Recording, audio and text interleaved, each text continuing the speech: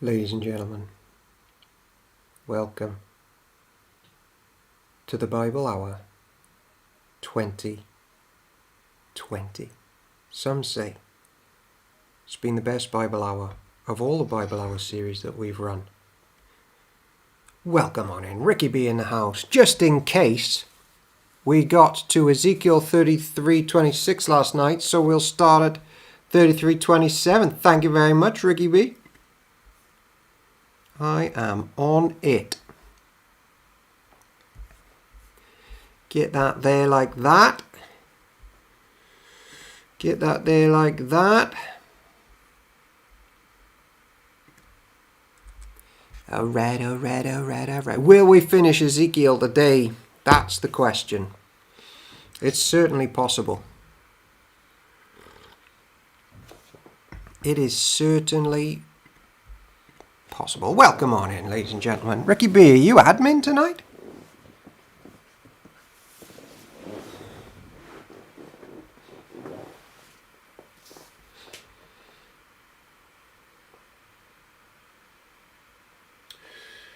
We will begin thenceforth and forevermore in about 7 minutes' time.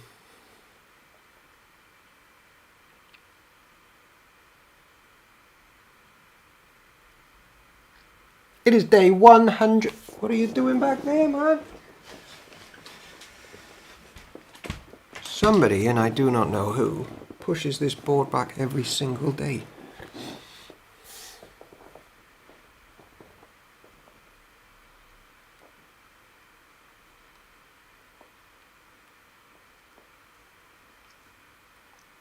It is day 109 of the Bible Hour, where we are just asking the simple questions. What do we learn about Jesus? What do we learn about church?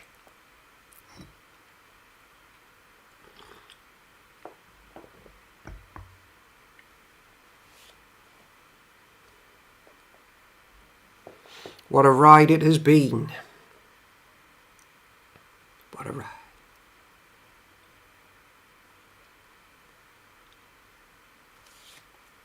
Hope you had a good day, Ricky Bad Boy B.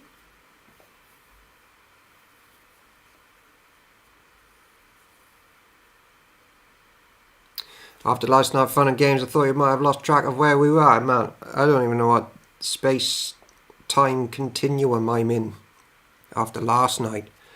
There were things firing at me left, right, centre, behind, diagonally north.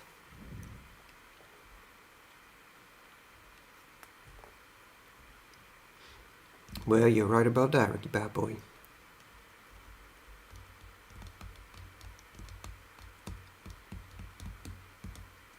Pretty sure there's a scout meeting going on as well in the life of the Park End Church at this time.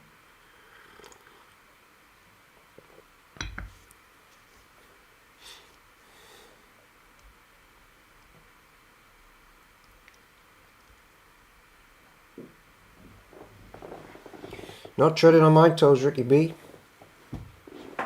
I lost feeling in my toes many years ago.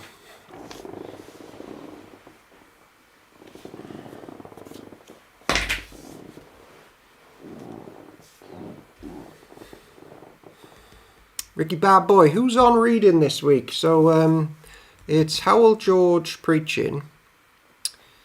It's Dave Williams leading.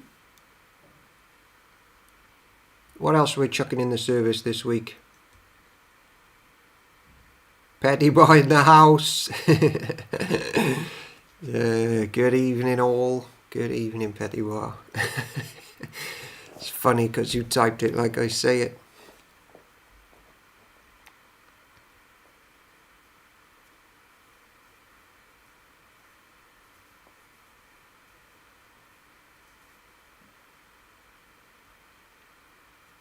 Sue Robs has done the reading within 10 minutes of me asking. Wow.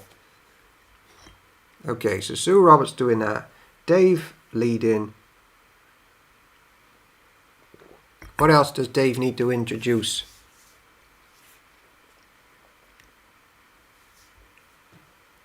Songs with Riccardi B.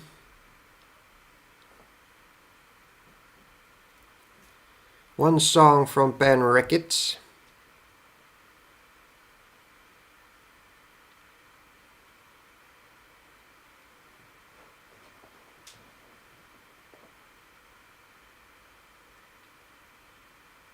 presumably in the same segment as yours, so we can just introduce that as now's the sung worship part of the service and everything follows, does it? Or is that up to me as editor? Rachel Freeman, Howell George is a good preacher. That will be good. Oh, I'm going to tell him you said that. I'm going to tell him. I'm going to send him those words that you just said there.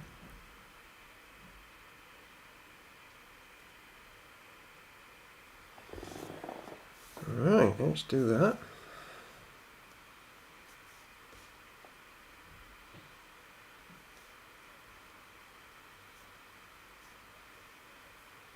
Not sure I know how to do it. There we go. Save that. I've circled your words. And I will now send that to Howell George, who's on holiday, I believe. Sent. Roger that, Ricky B.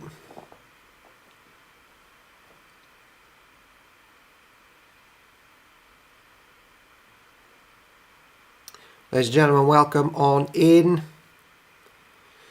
We will be reading Ezekiel chapter 33, and the question tonight is, will we finish Ezekiel tonight? What is it? What is there, 46 in Ezekiel? So we've got 13 left, 12 and a half. It's been done. It has been done.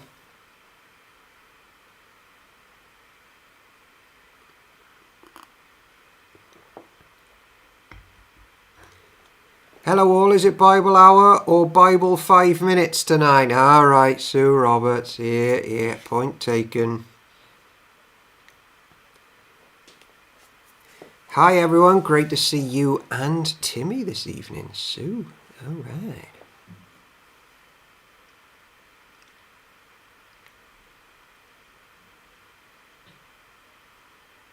How is Timmy the dog?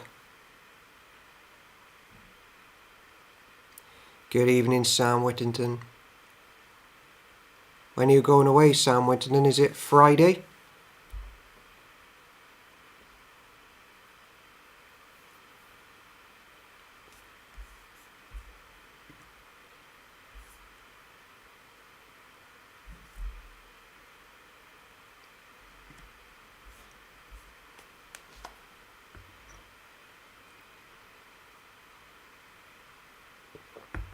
And of course we've got a small but massive book after Ezekiel with Daniel. One of the most famous books in the Bible for sure.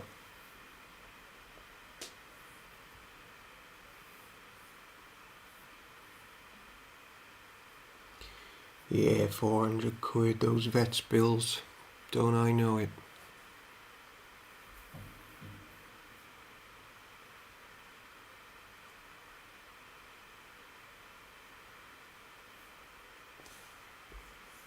"48 chapters in the Zeekmeister." Okay.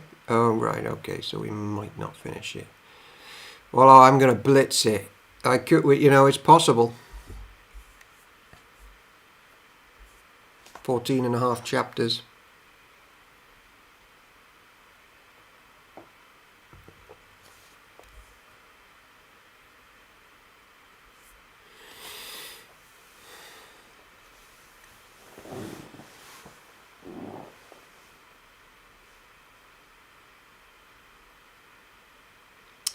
So just some context. The surrounding nations of the ancient church are being judged. Ezekiel's a watchman, warning them. The Lord God wants the ancient church back on track to be a hope for the surrounding nations. Some might say my favourite book, Daniel. It is a good one, Ben. It is a good one. All right, ladies and gentlemen, welcome to day 109 of the Bible Hour. We are in Ezekiel, and we're going to carry on for verse 27 because someone got sidetracked yesterday, so we had to stop mid-chapter. And this is our focus. The ancient church getting back right with God. This is the word of the Lord. Thanks be to God. Verse 27. Say to them, this is what the sovereign Lord says. As surely as I live, those living in the ruins will die by the sword. And I will send wild animals to eat those living in the open fields. Those hiding in the forts and caves will die of disease. I will completely destroy the land and demolish her pride. Her arrogant power will come to an end. The mountains of Israel will be so desolate that no one will even travel through them. When I have completely destroyed the land because of their detestable sins, then they will know that I am the Lord.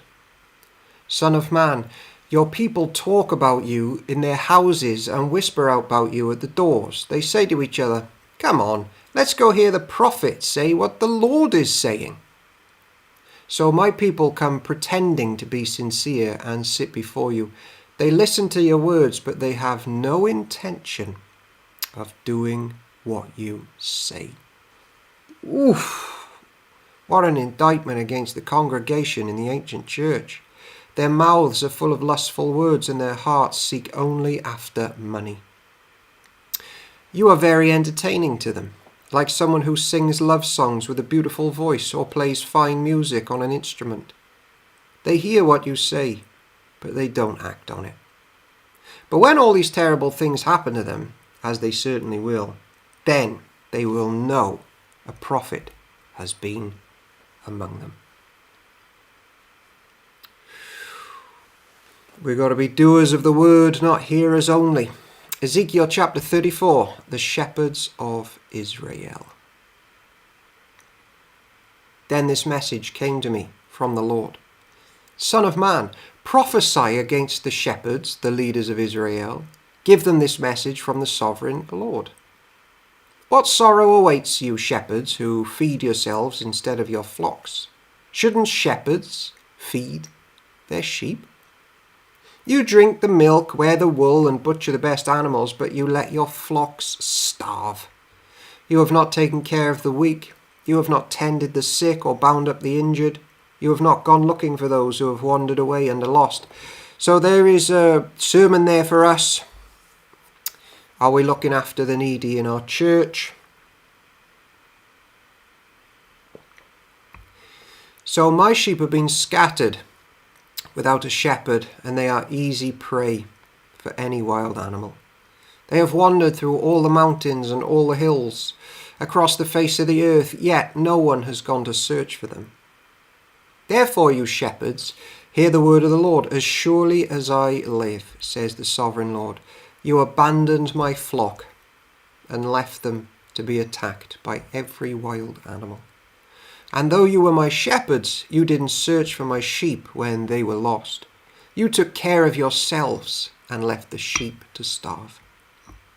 Therefore, you shepherds, hear the words of the Lord. This is what the sovereign Lord says. I now consider these shepherds my enemies, and I will hold them responsible for what has happened to my flock.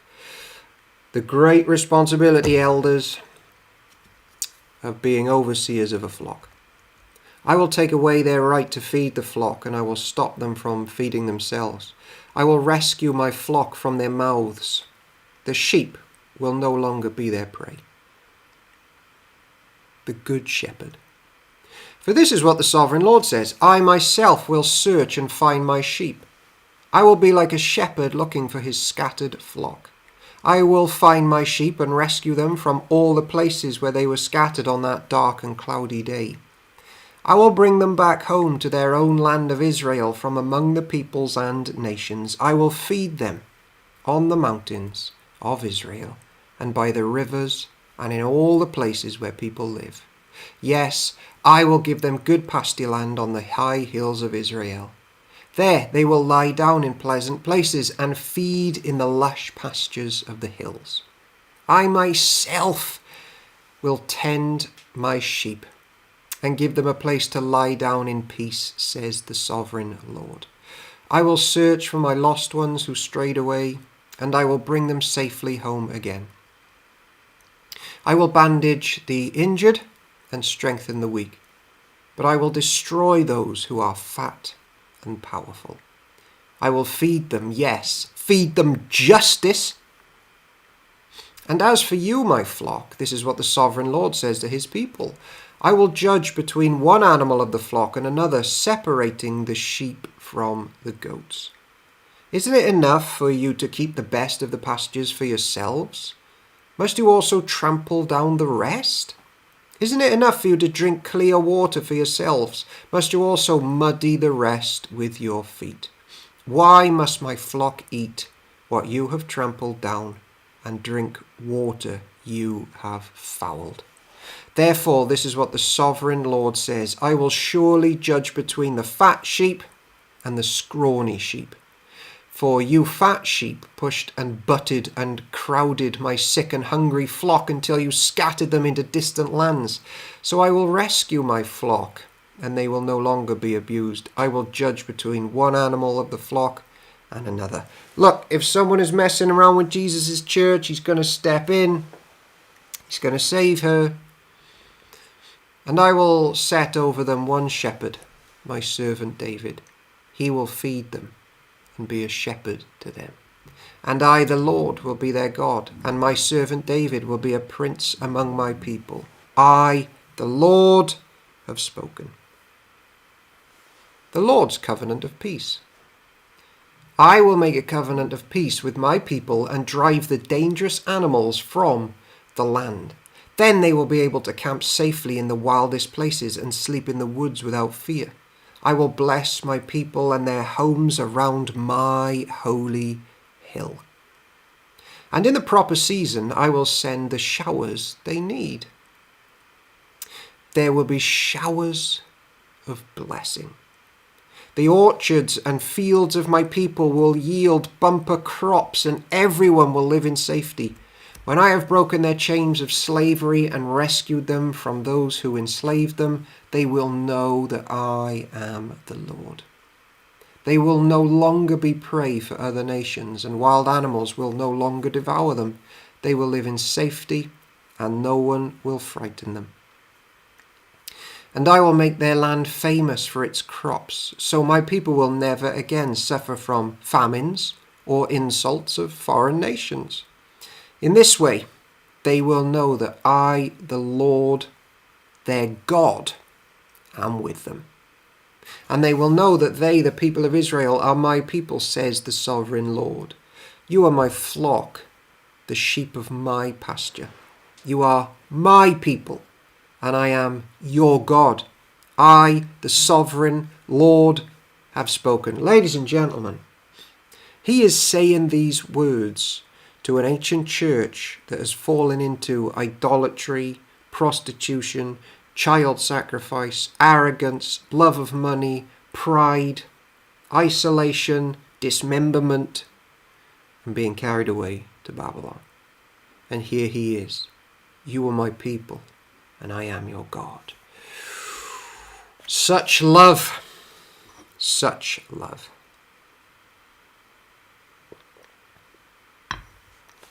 Ezekiel chapter 35, a message for Edom again. Again a message came to me from the Lord, Son of man, turn and face Mount Seir, and prophesy against its people. Give them this message from the sovereign Lord. I am your enemy, O Mount Seir, and I will raise my fist against you to destroy you completely. I will demolish your cities and make you desolate. Then you will know that I am the Lord. Your eternal hatred for the people of Israel led you to butcher them when they were helpless, when I had already punished them for all their sins. As surely as I live, says the sovereign Lord, since you show no distaste for blood, I will give you a bloodbath of your own. Your turn has come. I will make Mount Seir utterly desolate, killing off all who try to escape and any who return. I will fill your mountains with the dead. Your hills, your valleys, and your ravines will be filled with people slaughtered by the sword. I will make you desolate forever. Your cities will never be rebuilt. Then you will know that I am the Lord. For you said, The lands of Israel and Judah will be ours. We will take possession of them. What do we care that the Lord is there? Therefore, as surely as I live, says the sovereign Lord, I will pay back your angry deeds with my own. I will punish you for all your acts of anger, envy, and hatred. And I will make myself known to Israel by what I do to you.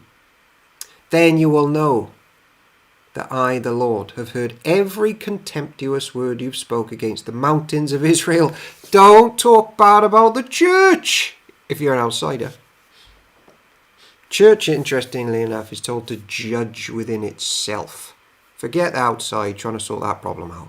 And outsiders forget trying to sort the church out. We'll handle it with Jesus. For you said, they are desolate. They've been given to us as food to eat. And in saying that, you boasted proudly against me. And I heard it all. This is what the sovereign Lord says. The whole world will rejoice when I make you desolate. You rejoiced in the desolation of Israel's territory. Now I will rejoice at yours. You will be wiped out, you people of Mount Seir, and all who live in Edom. Then you will know that I am the Lord. Ladies and gentlemen, welcome on in. If you're just trickling in now, welcome on in, Park End Church Admino. We've made it to Ezekiel chapter 36, and all we are learning is how the ancient church is veered, it's being drawn back, its enemies are being sorted out, so that it can prosper again and be a witness to the living God on earth.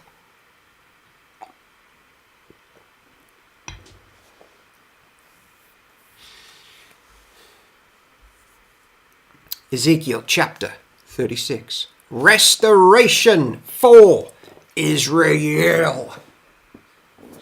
Son of man, prophesy to Israel's mountains. Give them this message. O mountains of Israel, hear the word of the Lord. This is what the sovereign Lord says. Your enemies have taunted you, saying, Aha! Now the ancient heights belong to us. Therefore, son of man, give the mountains of Israel this message from the sovereign Lord. Your enemies have attacked you from all directions, making you the property of many nations and the object of much mocking and slander.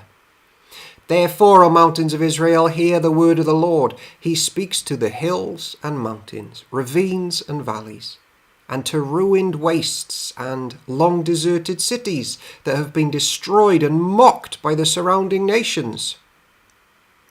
This is what the sovereign Lord says. My jealous anger burns against these nations, especially Edom, because they have shown utter contempt for me by gleefully taking my land for themselves as plunder.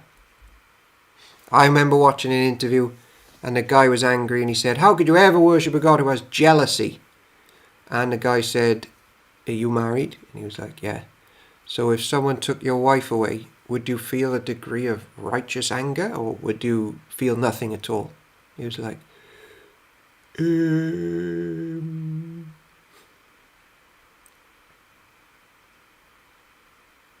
Therefore prophesy to the hills and mountains and the ravines of the valleys of Israel. This is what the Lord says. I am furious that you have suffered shame before the surrounding nations. Therefore, this is what the sovereign Lord says. I have taken a solemn oath that those nations will soon have their own shame to endure.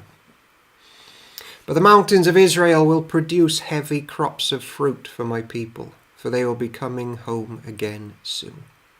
See, I care about you, and I will pay attention to you. Your ground will be ploughed and your crops planted. I will greatly increase the population of Israel, and the ruined cities will be rebuilt and filled with people. I will increase not only the people, but also your animals. O mountains of Israel, I will bring people to live on you once again.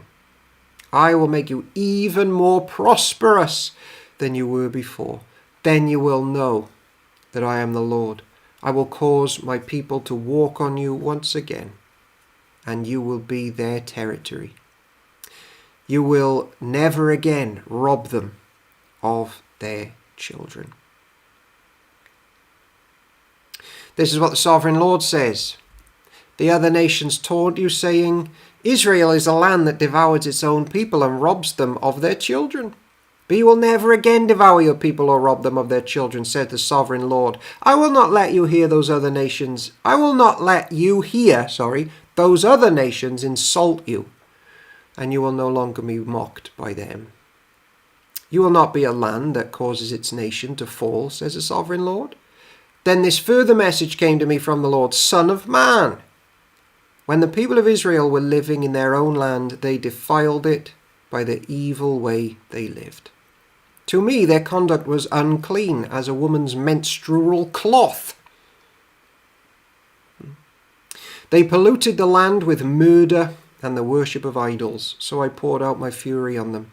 I scattered them to many lands to punish them for the evil way they had lived. But when they were scattered among the nations, they brought shame on my holy name. For the nations said, These are the people of the Lord, but he couldn't keep them safe on his own land. Then I was concerned for my holy name, on which my people brought shame among the nations. Therefore, give the people of Israel this message from the sovereign Lord, I am bringing you back, but not because you deserve it. I am doing it to protect my holy name, on which you brought shame while you were scattered among the nations. I will show how holy my great name is, the name on which you brought shame among the nations. Ladies and gentlemen, is your view of God this big that there's nothing more important to the Lord than upholding his holy name? He's that holy. And when I reveal my holiness through you before their very eyes, says the sovereign Lord, then the nations will know that I am the Lord. For I will gather you up from all the nations and bring you home again to your land. One answer to the question, well, why doesn't God save everybody? The answer is, because there's something more important to him than saving everybody, and that is upholding his own righteous and holy name. Then I will sprinkle clean water on you, and you will be clean. Your filth will be washed away, and you will no longer worship idols. And I will give you a new heart, and put a new spirit within you. I will take out your stony, stubborn heart, and give you a tender, responsive heart. And I will put my spirit in you, so that you will follow my decrees and be careful to obey my regulations. And you will live in Israel, the land I gave your ancestors long ago. You will be my people, and I will be your God. I will cleanse you of your filthy behavior, and I will give you good crops of grain. And I will send no more famines on the land. Remember that freshness from the Lord when he forgave us, gave us a heart of flesh to serve him and enjoy him forever. There's that promise again. No one makes us clean like the water of the living God. Springs of living water that comes from Jesus. I will give you great harvest from your fruit trees and field, and never again will the surrounding nations be able to scoff at your land for its famines. Then you will remember your past sins and despise yourselves for all the detestable things you did. But remember, says the sovereign Lord, I am not doing this because you deserve it. O my people of Israel, you should be utterly ashamed of all you have done. This is what the sovereign Lord says. When I cleanse you from your sins, I will repopulate your cities, and the ruins will be rebuilt. The fields that used to lie empty and desolate in plain view of everyone will be again farmed. And when I bring you back, people will say, this former wasteland is now like the Garden of Eden. The abandoned and ruined cities now have strong walls and are filled with people. Then the surrounding nations that survive will know that I, the Lord, have rebuilt the ruins and replanted the wasteland. For I, the Lord, have spoken, and I will do what I say. This is what the sovereign Lord says. I am ready to hear Israel's prayers and to increase their numbers like a flock.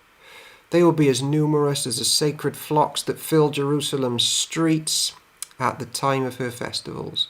The ruined cities will be crowded with people once more, and everyone will know that I am the Lord.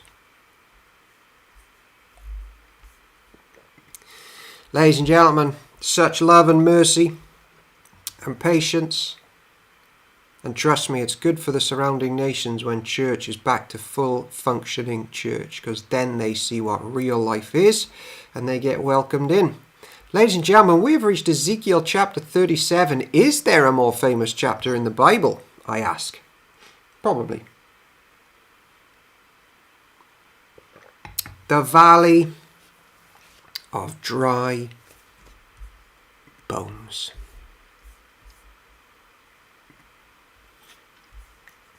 Here we go. The Lord took hold of me, and I was carried away by the Spirit of the Lord to a valley filled with bones. There's two Lords right in the opening verse, should any Muslims drop by. He led me all around among the bones that covered the valley floor.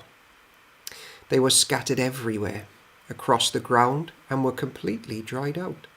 Then he asked me, Son of man, can these bones become living people again? O sovereign Lord, I replied, you alone know the answer to that.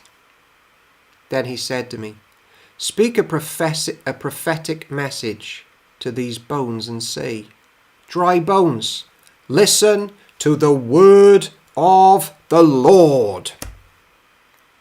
This is what the sovereign Lord says. Look, I am going to put breath into you and make you live again. I will put flesh and muscles on you and cover you with skin. I will put breath into you and you will come to life.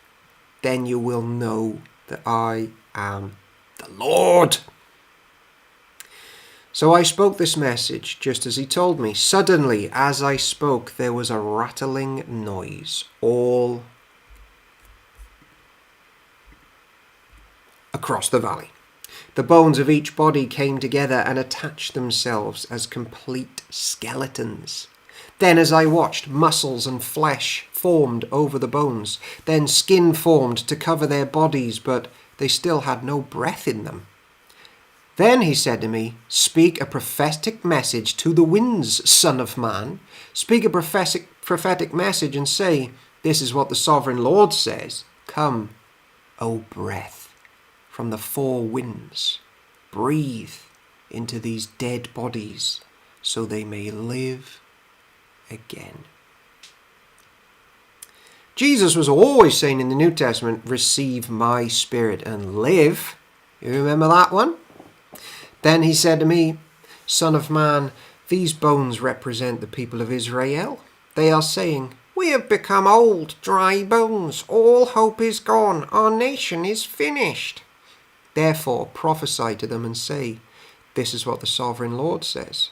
O my people, I will open your graves of exile and cause you to rise again. Then I will bring you back to the land of Israel. When this happens, my people, you will know that I am the Lord. I will put my spirit, that there would be ruach or pneuma, in you, and you will live again and return home to your own land. Then you will know that I, the Lord, have spoken, and I have done what I said. Yes, the Lord has spoken. Lovely version of Breathe on Me, Breath of God, coming up on Sunday, courtesy of Ben Boy Bad Ricketts. Hey, breathe on me, breath of God, fill me with life anew. Okay, no more spoilers. Reunion of Israel and Judah. Again, a message came to me from the Lord. Son of man, take a piece of wood and carve on it these words. This represents Judah and its allied tribes. Then take another piece and carve on it. This represents Ephraim and the northern tribes of Israel. Now hold them together in your hand as if they were one piece, of wood. When your people ask you what your actions mean, say to them, this is what the sovereign Lord says. I will take Ephraim and the northern tribes and join them to Judah. I will make them one piece of wood in my hand. Then hold out the pieces of wood you have inscribed so the people can see them, and give them this message from the sovereign Lord. I will gather the people of Israel from among the nations. I will bring them home to their own land from the places where they have been scattered. I will unify them into one nation on the mountains of Israel. Ladies and gentlemen, if there is a better book than Ezekiel, I'd like to know what it is. Such hope from these prophets to a disastrous church. One king will rule them all. No longer will they be divided into two nations or into two kingdoms. They will never again pollute themselves with their idols and vile images and rebellion, for I will save them from their sinful apostasy. I will cleanse them. Then they will truly be my people, and I will be their God. My servant David will be their king, and they will have only one shepherd. They will obey my regulations and be careful to keep my decrees. They will live in the land I gave my servant Jacob, the land where their ancestors lived. They and their children and their grandchildren after them will live there forever, generation after generation. And my servant David will be their prince forever. And I will make a covenant of peace with them, an everlasting covenant. I will give them their land and increase their numbers, and I will put my temple among them forever. I will make my home among them. I will be their God, and they will be my people. And when my temple is among them forever, the nations will know that I am the Lord who makes Israel holy. Of course, it's the Lord that makes his church holy. We can't do it. Ricky B, I can think of 65 others that are just as good. I've heard a case made. Ladies and gentlemen, it was the halfway mark. We are blitzing Ezekiel. Who said we're not going to finish it today? Who said that? That is crazy talk. But take 109 seconds. Go and grab a banana. Open a tub of Nutella. Just shove the banana in the Nutella. Pull it back out and start eating it. And bring it right back. And we will see you shortly.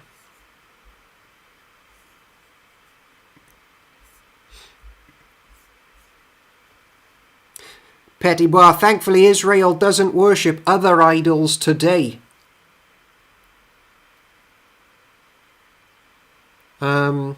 Just flesh that one out for me, Petit Bois. It sounds like it's right, but it's too clever for me. You got to slow it down for me, Petit Bois.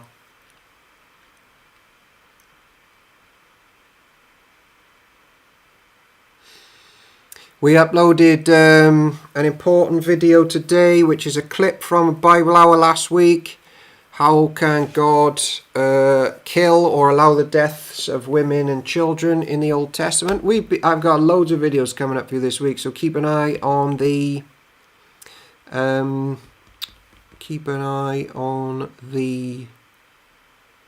YouTube channel.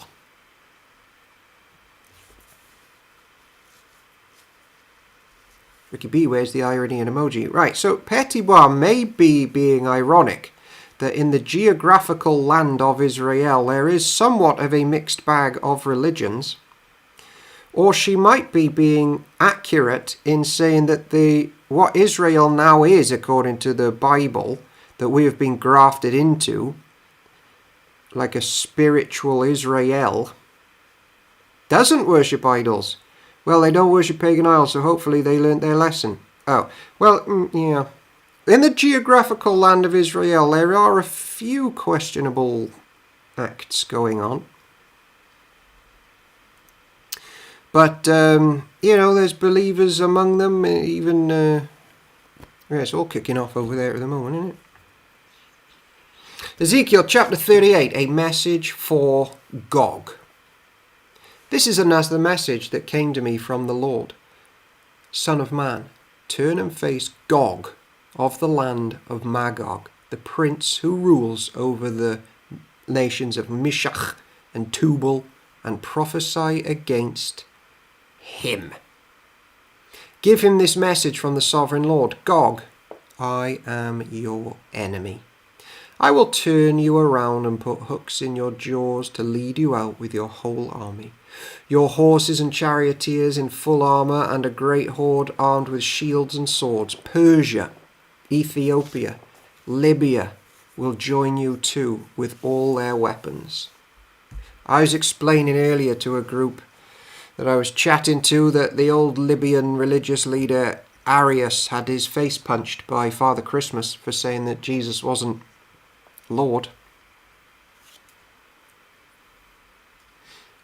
Ricky B, earworm.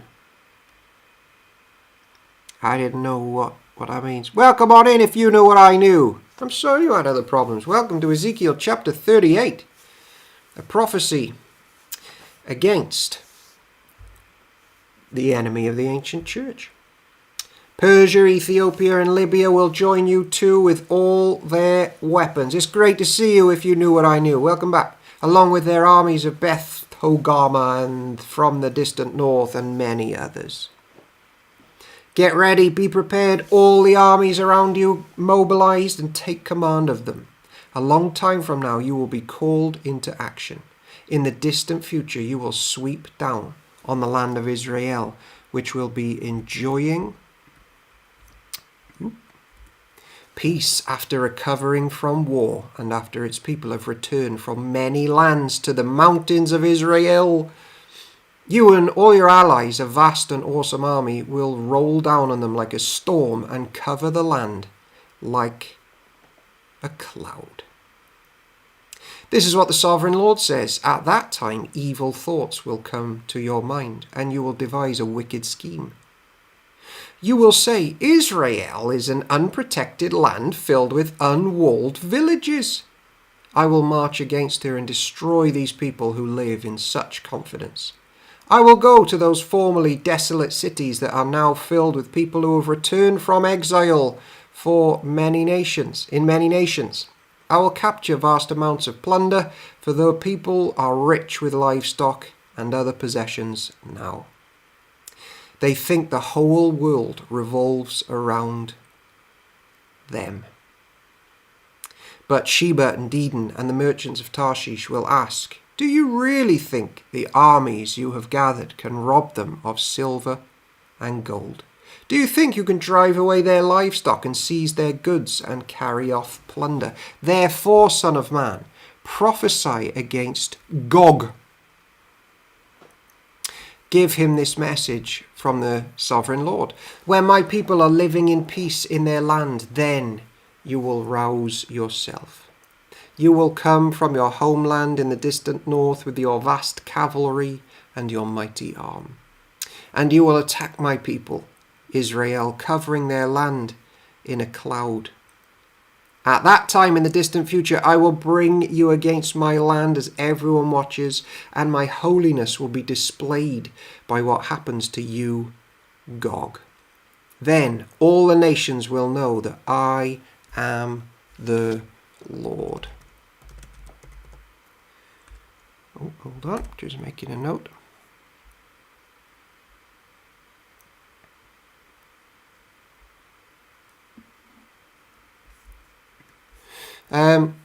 Could Parkend admin paste, if Parkend admin goes into our YouTube channel and gets all the mini clips I've been clipping since December in the sermon snippets playlist and just post it here, because people here might gain some sort of, have some sort of interest in scanning through our mini videos, which are summaries of everything we've read from every book so far. It might help some people. So the sermon snippets playlist link, that would be really helpful, please.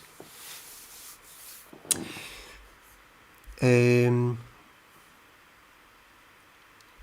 you know Allah is in the Bible and there's a video about it? Well, Allah, or Eloah, or El, you're basically looking at the Arabic word for God there.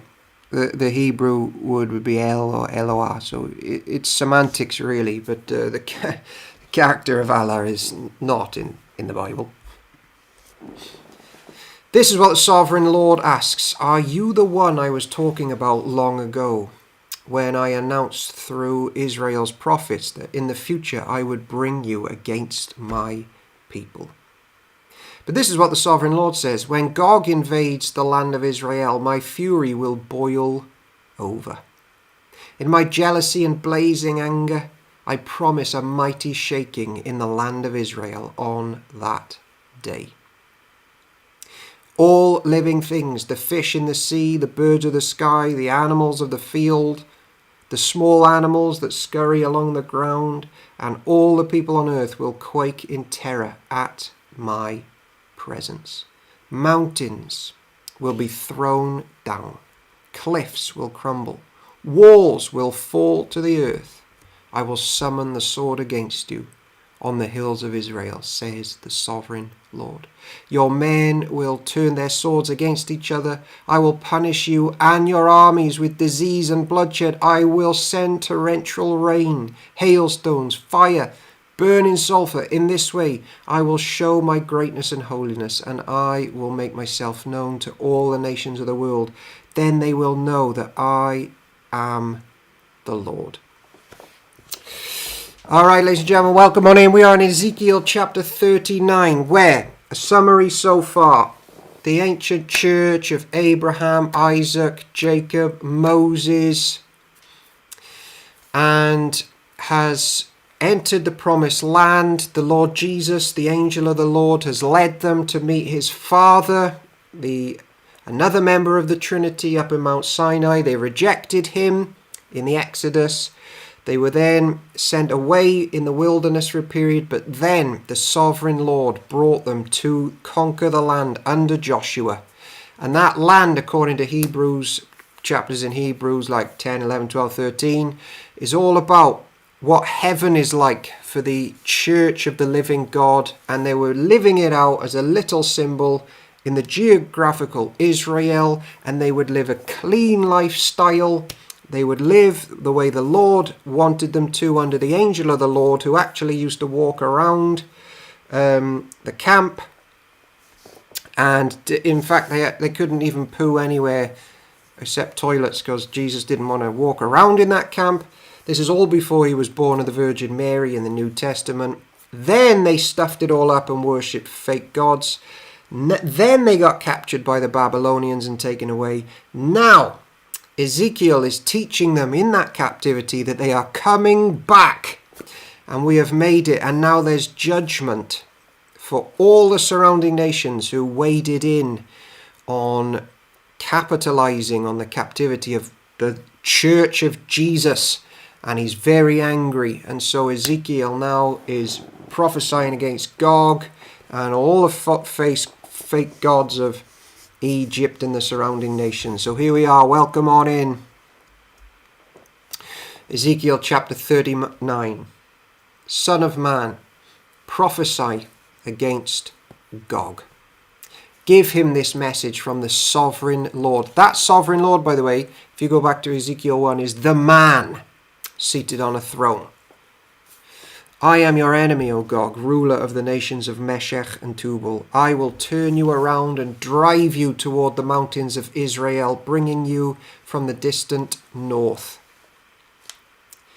I will knock the bow from your left hand and the arrows from your right hand, and I will leave you helpless. You and your army and your allies will all die on the mountains. I will feed you to the vultures and wild animals. You will fall in the open fields, for I have spoken, says the Sovereign Lord, and I will rain down on fire on Magog and all your allies who live safely on the coasts. Then they will know that I am the Lord. In this way I will make known my holy name among my people of Israel. I will not let anyone bring shame on it. And the nations too will know that I am the Lord, the Holy One of Israel. The day of judgment will come, says the sovereign Lord. Everything will happen just as I have declared it. Then the people of the towns of Israel will go out and pick up your small and large shields, bows and arrows, javelins and spears, and they will use them for fuel. There will be enough to last them 7 years. They won't need to cut wood from the fields or forests, and these weapons will give them all the fuel they need. They will plunder those who planned to plunder them, and they will rob those who planned to rob them, says the sovereign Lord. Listen, everybody. Nobody messes with the Church of Jesus. He will protect her, bring judgment upon everyone who hates her. And the only way church escapes this judgment is that we hide in the blood of the Passover Lamb, Jesus Christ. Ooh, chat's buzzing. Islam's heaven is much better than the Christian heaven. Yeah, I've read multiple accounts of suicide bombers who protect their private parts before they blow themselves up with metal sheets so that they can use them in the world to come. That is one of the core differences between the world that Jesus will usher in, where there's pure love, and the one that's somewhat been invented in the 5th century. And I will make a vast graveyard for Gog and his hordes in the valley of the travellers east of the Dead Sea.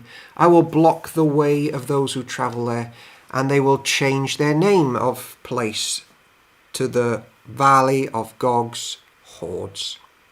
It will take 7 months from the people of Israel to bury the bodies and cleanse the land. Everyone in Israel will help, for it will be a glorious victory for Israel when I demonstrate my glory on that day, says the Lord. After 7 months, teams of men will be appointed to search the land for skeletons to bury, so the land will be made clean again. Whenever bones are found, a marker will be set up, so the burial crews will take them to be buried in the valley of Gog's hordes.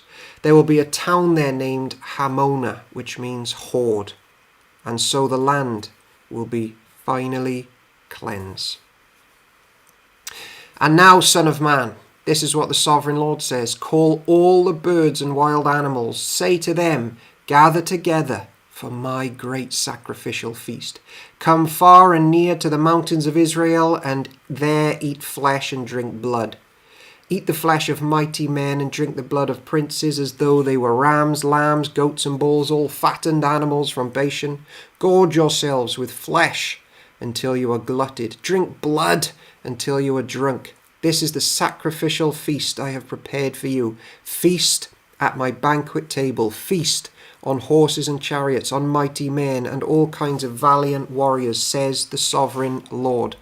Of course, the Lord is working behind the scenes here with Daniel. And come back over the next couple of days, because we're wrapping up Ezekiel. Then we go behind the scenes to see Daniel and his friends in captivity, and they literally walk and talk with Jesus, who protects them the entire time. So come back. It's proper Trinitarian stuff in the book of Daniel coming up. In this way, I will demonstrate my glory to the nations. Everyone will see the punishment I have inflicted on them and the power of my fist when I strike. And from that time on the people of Israel, they will know that I am the Lord their God. The nations will then know why Israel was sent away to exile. It was punishment for sin, for they are unfaithful to their God. Therefore, I turned away from them and let their enemies destroy them. I turned my face away and punished them because of their defilement and sins. Ladies and gentlemen, if you have sins and the sovereign Lord above cannot look at them, what are you going to do with them? And if your good works are basically as just filthy rags because they're tainted with sin, even the best of our works, What will you do with your sin on that great day when the Lord demands an account and he requires perfection to be in his presence? What are you going to do? It's not a simple question, a simple but important question. So now this is what the sovereign Lord says: I will end the captivity of my people. I will have mercy on all Israel, for I jealously guard my holy reputation. They will accept responsibility for their past shame and unfaithfulness after they come home to live in peace with their own land, and no one will bother them. When I bring them home from the lands of their enemies, I will display my holiness among them for all the nations to see. Then my people will know that I am the Lord their God, because I sent them away to exile and brought them home again. I will leave none of my people behind, and I will never again turn my face from them. For I will pour out my spirit upon the people of Israel. I, the sovereign Lord, have spoken. All right, ladies and gentlemen, we are in the last chunk, 10 minutes left. So take 30 seconds, shake in your seats, have a drink, and we'll jump back right back in. There's posting going all over the chat. There's a post there for our YouTube videos, a playlist for simplified videos in short minutes to grasp the heart of what's been going on here. And there's Facebook there if you want to post more questions. Why do Christians wear a cross if he died? That's like someone you love.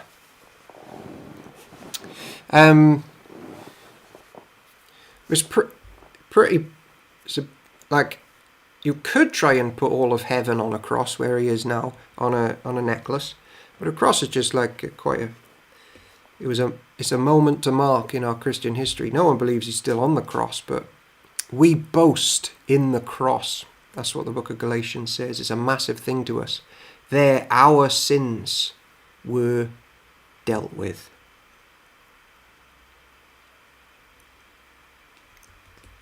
In 10 seconds, we will be jumping back into Ezekiel chapter 40. Oh, it gets good from 40 onwards with the temple and all the water and all that stuff. Ricky B, hi. Ricky B, we've done our highs 50 minutes ago. I've said hi.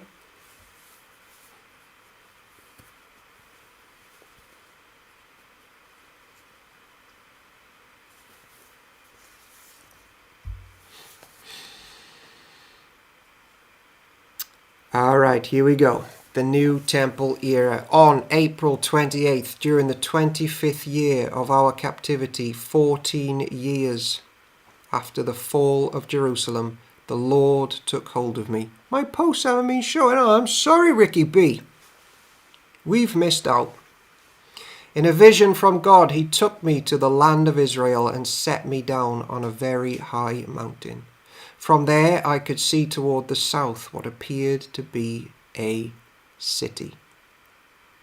As he brought me nearer, I saw a man whose face shone like bronze standing beside a gateway entrance. He was holding in his hand a linen measuring cord and a measuring rod.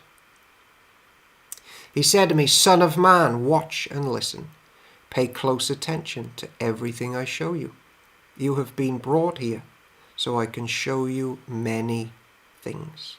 Then you will return to the people of Israel and tell them everything you have seen." All right, let's have this vision. I could see a wall completely surrounding the temple area. The man took a measuring rod that was 10.5 feet long and measured the wall. And, hold on a minute.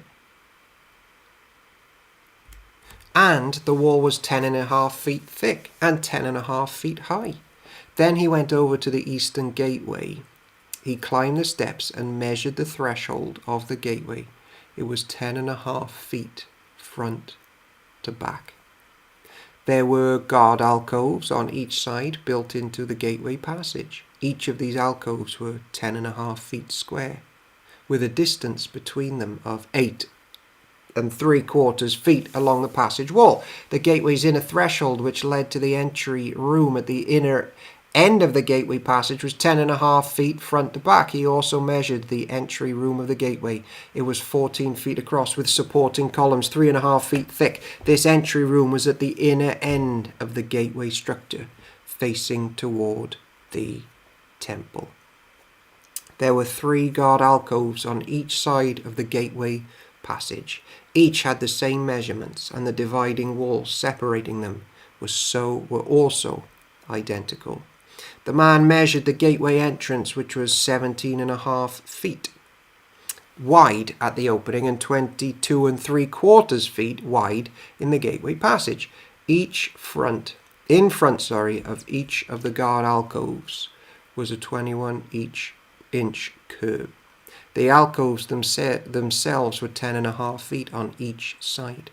Then he measured the entire width of the gateway, measuring the distance between the back walls of facing guard alcoves. The distance was 43 and 3.25 feet. He measured the dividing walls all along the inside of the gateway up to the entry room of the gateway. This distance was 105 feet. The full length of the gateway passage was 87.5 feet from one end to the other. There were recessed windows that narrowed inward through the walls of the guard alcoves and their dividing walls. There were also windows in the entry room. The surfaces of the dividing walls were decorated with carved palm trees. Then the man brought me through the gateway into the outer court of the temple. A stone pavement ran along the walls of the courtyard, and 30 rooms were built against the walls, opening onto the pavement. This pavement flanked the gates and extended out from walls into the courtyard, and same distance as the gateway entrance. This was the lower pavement. The man measured across the temple's outer courtyard between the outer and inner gateways, and the distance was 175 feet.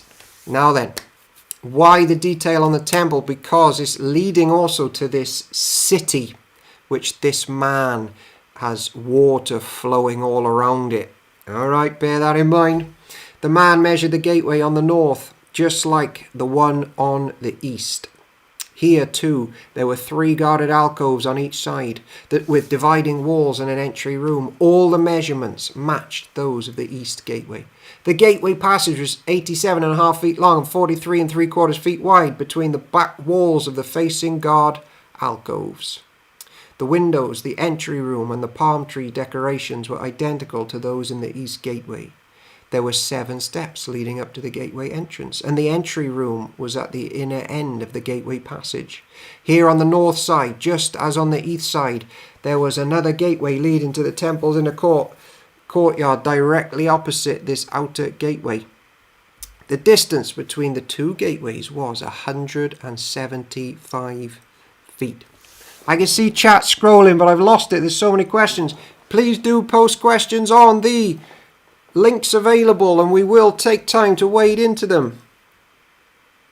Then the man took me around to the south gateway and measured its various parts, and they were exactly the same as in the others. It had windows along the walls as the others did, and there was an entry room where the gateway passage opened into the outer courtyard.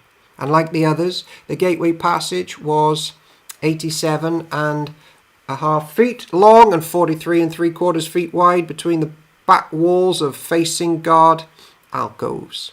This gateway also had a stairway of 7 steps leading up to it, and an entry room at the inner land, the palm tree decorations along the dividing walls. Now imagine you're in captivity, being reminded again that temple worship is coming back with this man there. And here again, directly opposite the outer gateway, was another gateway that led into the inner courtyard. The distance between the courtyard gateways was 175 feet.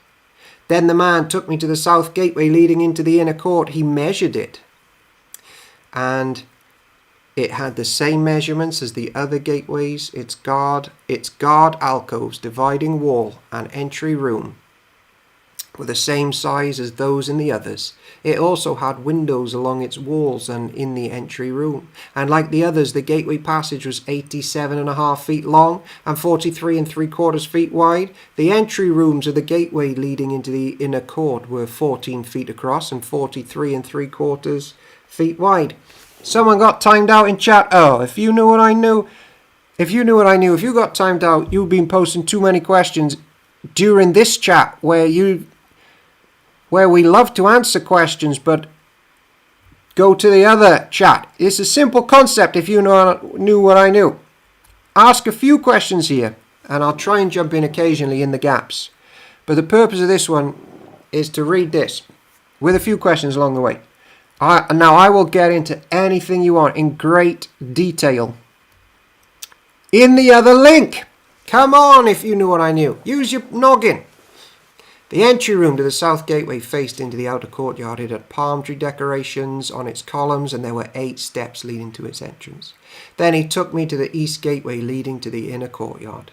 He measured it, and it had the same measurements as the other gateways. Its guard alcoves, dividing walls, and entry room were the same size as those of the others, and there were windows along the walls and in the entry room. The gateway passage measured 87.5 feet long and 43.75 feet wide. Its entry room faced into the outer courtyard. It had palm tree decorations on its columns, and there were 8 steps leading to its entrance. Sue Roberts. She only wants to distract you. Yeah, I mean, there's a bit of that in people that visit in the chat, and I'm well aware of that, but I also give them some airtime because in and amongst the distractions, they occasionally ask things worth answering, so I bear with them.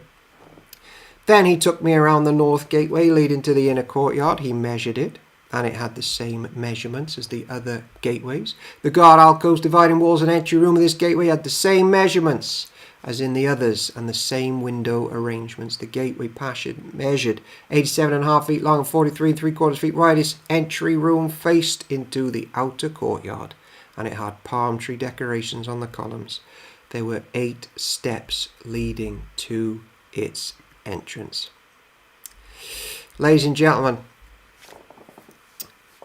how does one get timed out? Probably typing too much.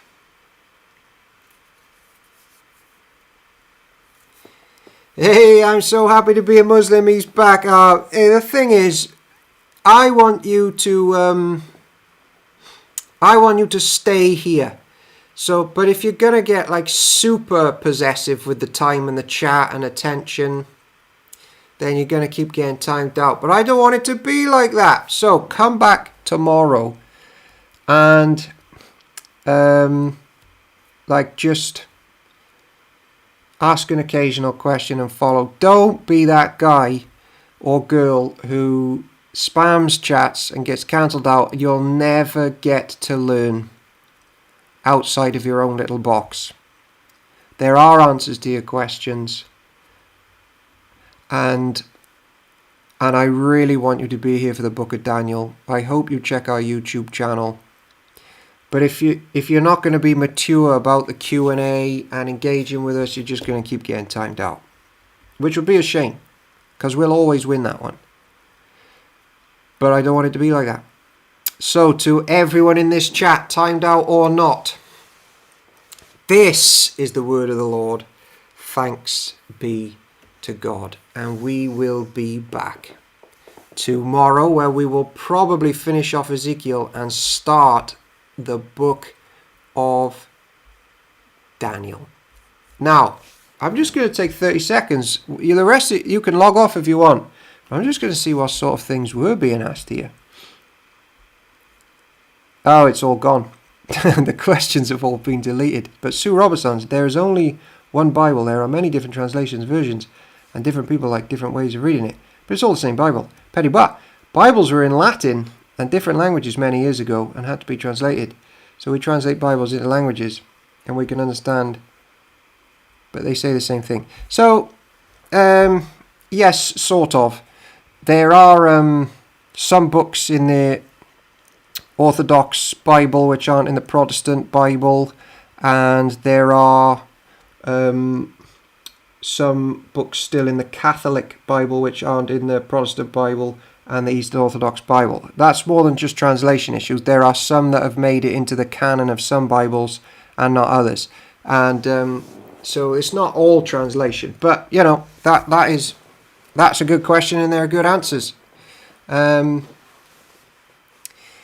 I hope there's no twins in the chat, because if only one of something means that makes it legit. I feel bad for twins. Alright, ladies and gentlemen, we will be back tomorrow.